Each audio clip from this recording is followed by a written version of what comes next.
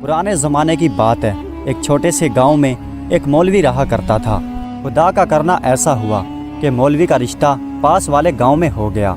जब वो निकाह के लिए जाने लगा तो रास्ते में उसकी मुलाकात एक मिरासी से हुई।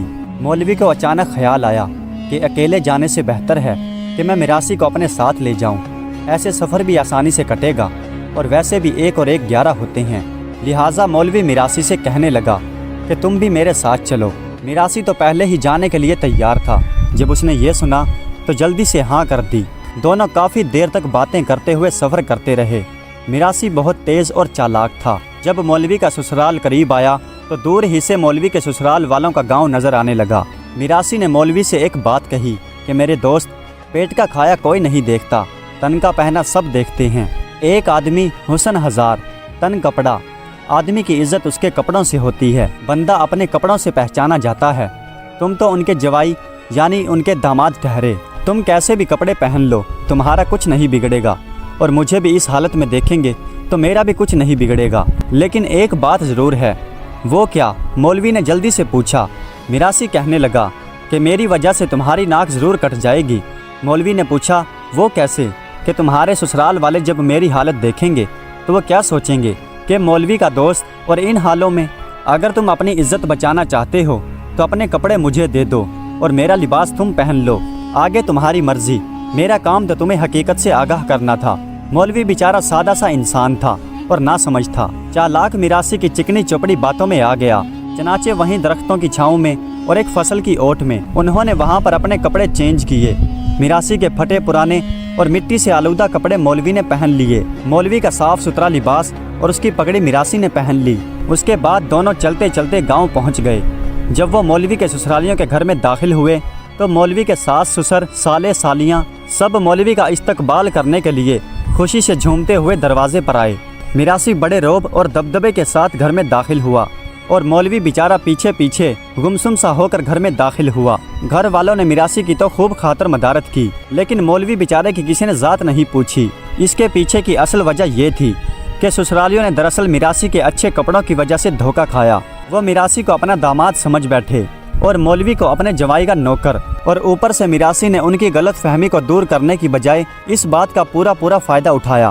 खूब आकड़, रोब और दबदबे के साथ घर में चारपाई पर बैठा। अपनी मर्जी से ससुराल वालों से मज़े के खाने बनवाकर खाए और अपनी सास, सालियों और सालों से अपनी खूब खिदमत करवाई। मिरासी की तो 5 उंगलियां घी में और छठा सर कढ़ाई में था। मौलवी बेचारा खामोशी के साथ ये सब कुछ देखता रहा और बर्दाश्त करता रहा। ससुराल वालों ने मौलवी को अपने जवाई का नौकर समझकर अपने घर की बकरियां चराने के लिए भेज दिया। पहली जिल्लतें और बेइज्जती तो मौलवी ने जैसे तैसे बर्दाश्त कर ली थी, लेकिन ये बेइज्जती तो बर्दाश्त के काबिल नहीं थी। मौलवी भी इल्म वाला था और जादू टोने को अच्छी तरह से जानता था। कहाँ बेचारा बकरियों के आगे पीछे भागता फिरता। सो इसीलिए एक दरख्त की छांव में आराम से बैठ गया और कुछ मंत्र पढ़ने के बाद बकरियों पर फूंक मारते हुए बोला कि जुड़ जाओ तुम। मौलवी के इतना कहते ही बकरियां सब आपस में जुड़ गईं और एक साथ जुड़कर घास खा रही थी। मौलवी बकरियों की फिक्र से आज़ाद होकर आराम से दरख्त की छांव में आंख बंद करके लेटा रहा। शाम के करीब उठा तो उसने देखा कि टाइम बहुत ज़्यादा हो गया है, अब घर चलना चाहिए। फिर मौलवी ने कुछ पढ़कर बकरियों पर फूंका और बोला, खुल जाओ तुम।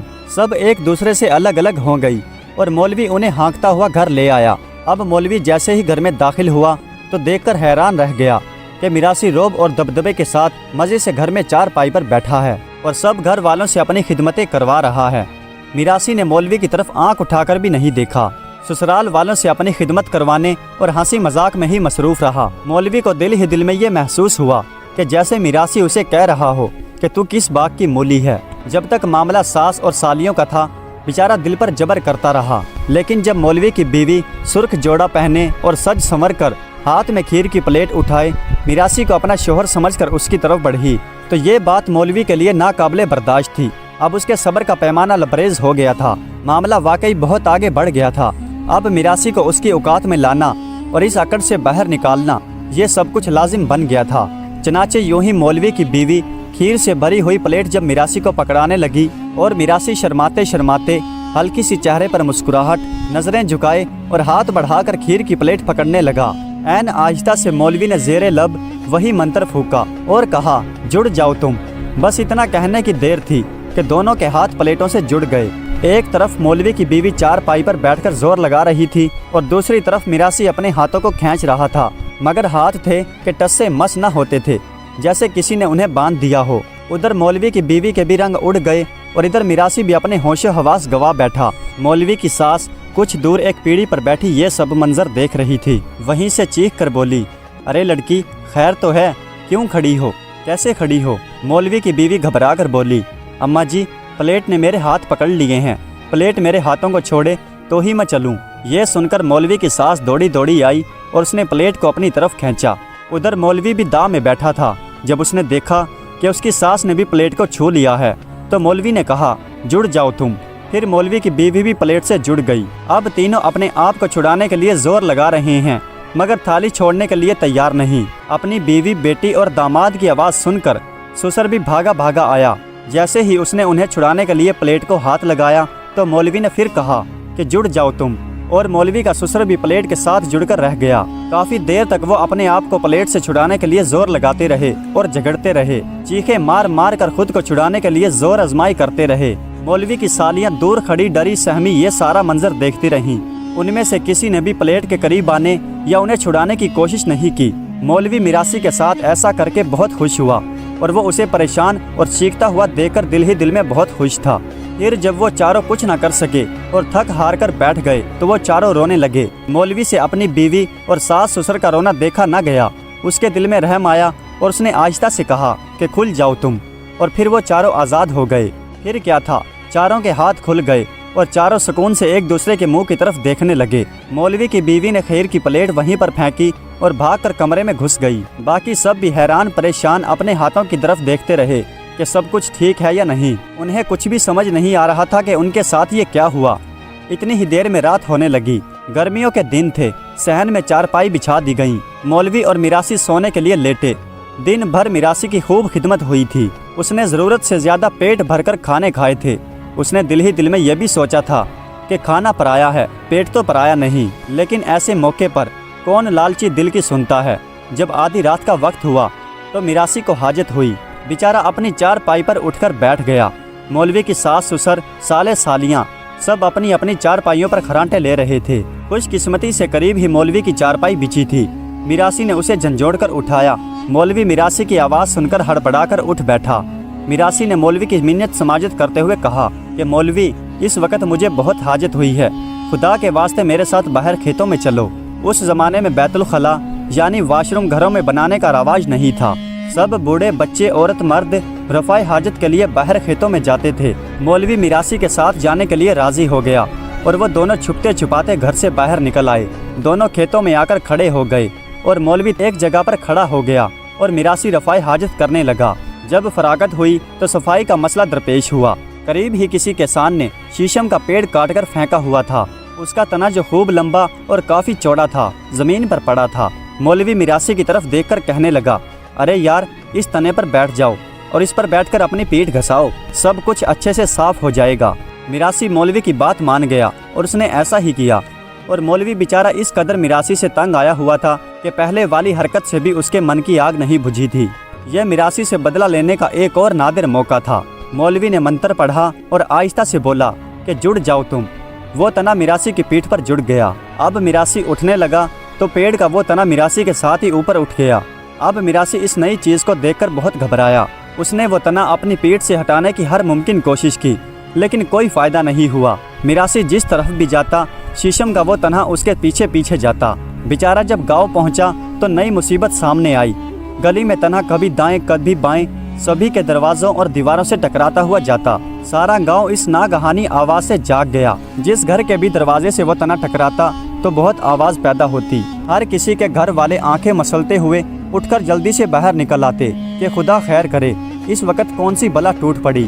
گلی میں یہ نیا نظارہ دیکھ کر ہر شخص کی آنکھیں کھلی کی کھلی رہ جاتی کہ ایک شخص کی پیٹھ میں ایک درخت کا تنا گھسا ہوا ہے اور وہ جس طرف بھی جاتا ہے تنا اس کے پیچھے پیچھے جاتا ہے۔ کافی دیر تو گاؤں والے آنکھیں پھاڑ پھاڑ کر حیران ہو کر اس کی طرف دیکھتے رہے۔ پھر ایک ساتھ ہی سب ہا ہا ہی کرنے لگتے اور ہنستے ہنستے سبھی کے پیٹوں میں بل پڑنے لگے اور بعض تو ہنس ہنس کر زمین پر ہی لوٹ گئے۔ ادھر مولوی بھی من ہی من میں بہت لطف اندوز ہو رہا تھا۔ میراثی نے تو جو کیا سو کیا، مگر مولوی نے بھی اس سے خوب انتقام لیا۔ سارے گاؤں کے سامنے اس کی اچھی خاصی عزت ہو رہی تھی۔ گاؤں کی عورتیں بھی چادروں میں لپٹی اور اپنے گھر کی چھتوں پر کھڑی منہ میں دوپٹہ دبائے ہنس رہی تھی، اور گلیوں میں مرد اور بچے کہکہے لگاتے، تالیاں بجاتے اور آوازیں کستے اور میراثی کے پیچھے پیچھے چل رہے تھے۔ آہستہ آہستہ وہ چلتا چلتا ہجوم مولوی کے سسرال کے گھر تک آ پہنچا۔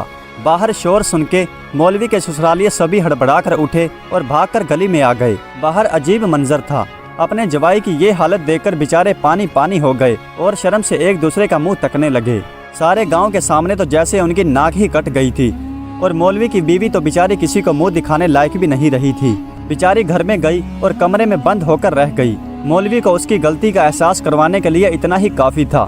اس نے روتے ہوئے اور چیخ چیخ کر اس رات سے پردہ اٹھایا کہ میں تو میراثی ہوں اور تمہارا اصلی جوائی تو یہ مولوی ہے۔ پھر اس نے گڑ گڑا کر مولوی سے معافی مانگی۔ اس پر مولوی کا بھی دل بھر آیا اور اس نے اسے معاف کر دیا، اور اس نے ہولے سے کہا کہ ہٹ جا۔ بس اتنا کہنے کی دیر تھی اور وہ درخت کا تنا میراثی سے الگ ہو گیا، اور یوں کہیں جا کر میراثی کی جان چھٹی۔ پھر اس نے سکون کا سانس لیا۔ جان بچی تو لاکھوں پائے۔ اب مولوی کے سسرالیوں نے مولوی کو اپنی آنکھوں پر بٹھا لیا تھا۔ ساس سالیاں اس کے نخرے اٹھانے میں لگ گئیں اور سسر سالے اس کے آگے پیچھے پھرنے لگے، اور بیوی گھونگھٹ اوڑھے دروازے کے پیچھے سے اسے چھپ چھپ کر دیکھ رہی تھی۔ مولوی ساہوکار کی طرح چارپائی پر بیٹھا مسکرا مسکرا کر میراثی کی طرف دیکھ رہا تھا۔ اب میراثی کو کوئی جھوٹے منہ بھی نہیں پوچھ رہا تھا۔ اب اس کے ساتھ وہی سلوک ہو رہا تھا جیسا اس کی وجہ سے مولوی کے ساتھ ہوا تھا۔ جیسی کرنی ویسی بھرنی، لیکن وہ بھی میراثی تھا۔ شرارت اس کے دل میں گھسی ہوئی تھی۔ کچھ دیر تو دل ہی دل میں پیچ و تاب کھاتا رہا، پھر مولوی سے بدلہ لینے کے لیے پکا ارادہ کرنے کے لیے پرسکون ہو گیا، کیونکہ رواج ہے کہ جب کوئی داماد مکلاوا لینے کے لیے سسرال میں آتا ہے تو ایک رات ضرور ٹھہرتا ہے۔ مولوی سسرال میں ایک رات گزار چکا تھا، لیکن اس نے وہ رات داماد بن کر نہیں بلکہ ایک نوکر کی حیثیت سے گزاری تھی۔ اس لیے اس کے سسرال والوں نے اسے وہیں پر روک لیا کہ ہمارے ساتھ ایک رات اور بسر کرو، کہ ہم اپنے جوائی کی خوب خدمت کر سکیں اور جی بھر کے دل کی حسرت نکال سکیں۔ غرض کے مولوی کی دن بھر خدمتیں ہوتی رہیں اور سب اس کے آگے پیچھے پھرتے رہے۔ اس نے ایسے رنگ برنگے کھانے کھائے اور اتنی مقدار میں کھائے کہ اس نے زندگی میں پہلے کبھی نہیں کھائے تھے۔ جب آدھی رات ہوئی تو مولوی کی آنکھ کھل گئی۔ اسے شدید پیاس لگی ہوئی تھی۔ قریب ہی چارپائی پر میراثی گھوڑے بیچ کر سو رہا تھا۔ مولوی نے اسے جھنجھوڑ کر اٹھایا۔ میراثی ہڑبڑا کر اٹھ بیٹھا۔ مولوی نے اسے پانی لانے کے لیے کہا۔ کچھ دور گھر کے صحن میں ٹھنڈے پانی کا مٹی کا گھڑا رکھا تھا۔ پاس ہی پانی پینے کے لیے مٹی کا پیالہ بھی تھا۔ میراثی مولوی سے پانی لینے کے لیے آیا، اور یہ مولوی سے بدلہ لینے کے لیے ایک سنہری موقع تھا۔ میراثی کے ذہن میں اسی وقت ایک شرارت سوجھی۔ اس نے مٹکا اونڈھیلا اور پانی کا پیالہ بھرا۔ پاس ہی صابن کی ایک ڈلی پڑی تھی۔ اس نے صابن کو پانی میں اچھی طرح سے گھول دیا اور وہی پانی اٹھا کر لے جا کر مولوی کو پلا دیا۔ چونکہ مولوی کو پیاس بہت لگی تھی اور اسے اس پیاس کی شدت میں پانی کے ذائقہ کا بھی پتہ نہیں چلا، اور اسی طرح سے مولوی کئی صابن کے پانی والے پیالے پی گیا۔ اس کے تھوڑی ہی دیر بعد مولوی کے پیٹ میں گڑ گڑ ہونے لگی، مروڑے اٹھنے لگے، اور اس کے پاس اتنا ٹائم بھی نہیں تھا کہ اٹھ کر جلدی سے بھاگ کر پاس ہی کھیتوں میں رفع حاجت کی جائے۔ مولوی سے یہ تکلیف برداشت نہ ہو سکی اور اس نے مدد کے لیے میراثی کو پکارا۔ میراثی جلدی سے اٹھ کر پانی کے مٹکے کی طرف گیا اور سارا پانی صحن میں اونڈھیل دیا، اور خالی گھڑا اٹھا کر مولوی کے پاس آیا اور کہنے لگا کہ مولوی، اس وقت تو یہی ایک حل ہو سکتا ہے کہ تم یہ مٹکا زمین پر رکھو اور اس کے اوپر بیٹھ جاؤ اور رفع حاجت کرتے جاؤ۔ مولوی سے وہ تکلیف برداشت نہیں ہو رہی تھی، مرتا کیا نہ کرتا۔ اب سوچنے کا ٹائم کس کافر کے پاس تھا۔ مولوی نے آؤ دیکھا نہ تاؤ، جھٹ سے گھڑے پر سوار ہو گیا۔ پیٹ چھوٹ رہا تھا اور دست پر دست آ رہے تھے۔ ذرا سی دیر میں گھڑا بھر گیا۔ مولوی فارغ ہو چکا تھا۔ پھر وہ میراثی سے پوچھنے لگا کہ اب اس مٹکے کا کیا کروں۔ اب میراثی کے ذہن میں پیدا ہونے والی اگلی شرارت کو عملی جامہ پہنانے کا وقت تھا۔ میراثی جھٹ سے بولا، کرنا کیا ہے، جلدی سے اٹھو اور اس مٹکے کو اٹھا کر کہیں دور لے جاؤ اور گاؤں سے باہر پھینک آؤ۔ رات کا اندھیرا پھیلا ہوا ہے، کسی کو کیا پتا چلے گا، لیکن ہاں، اگر تم نے ذرا سی بھی دیر کی تو اس میں سے بدبو پھیلتی جائے گی اور سب کو پتا چل جائے گا، اور نئی نویلی دلہن کے سامنے تو تم منہ دکھانے کے لائق بھی نہیں رہو گے۔ مولوی یہ سن کر فوراً کانپ اٹھا۔ اس نے بنا کچھ سوچے سمجھے میراثی کی ہدایت کے مطابق گھڑا اٹھا کر اپنے سر پر رکھا اور گھر سے روانہ ہو گیا۔ اب سازش کے آخری حصے پر عمل درآمد کا وقت تھا۔ آدھی رات کو میراثی نے گھر والوں کو جھنجھوڑ کر اٹھایا اور کہنے لگا، ارے اللہ کے نیک بندو، تم سب آرام سے سو رہے ہو، اور ادھر تمہارا داماد تمہاری لڑکی کو ایسے ہی چھوڑ کر گھر چھوڑ کر جا رہا ہے۔ یہ سننے کی دیر تھی کہ سب گھر والے چھلانگ مار کر چارپائیوں سے کودے और अपने दामाद को आवाज़ें देते हुए उसके पीछे भागे। मौलवी ने जब ये मंजर देखा तो अपनी रफ्तार तेज कर ली। मौलवी की रफ्तार तेज होते ही ससुरालिये भी उसके पीछे पीछे भागने लगे। अब सूरत हाल ये थी कि मौलवी आगे आगे भाग रहा था और ससुरालिये पीछे पीछे। चूँकि मौलवी ने सर पर भारी मटका उठा रखा था, इसलिए उसकी रफ्तार उनकी निस्बत कम थी। चनाचे जल्द ही उन्होंने मौलवी को पकड़ लिया। जैसे ही उन्होंने मौलवी को पकड़कर खींचा तो मौलवी के सर से घड़ा नीचे आ रहा, नीचे गिरा और एक धमाका हुआ। छींटे सबके कपड़ों पर जा लगी और सबके कपड़े गलाजत से भर गए। खुदा खुदा करके सुबह हुई। लड़की के घर वालों ने सुबह होते ही दामाद और अपनी बेटी को रुखसत किया, लेकिन अभी भी सब हैरान और परेशान थे कि रात वाला आखिर क्या माजरा था। वो जितना गौर करते उतना उलझकर रह जाते, लेकिन मौलवी की समझ में सब कुछ आ चुका था। चुनाचे जैसे ही वो तीनों, मौलवी, मौलवी की बीवी और मिरासी, तीनों जैसे ही गांव से बाहर निकले, मौलवी ने हाथ जोड़कर मिरासी से माफ़ी मांगी कि खुदा के लिए मेरा पीछा छोड़ दो, तुम अपनी राह लो और मैं अपनी। मुझसे बहुत बड़ी गलती हो गई जो तुम्हें अपने साथ ले आया। मेरी तौबा, मेरे बाप दादा की तौबा कि दोबारा कभी मिरासी के साथ ऐसा करूं।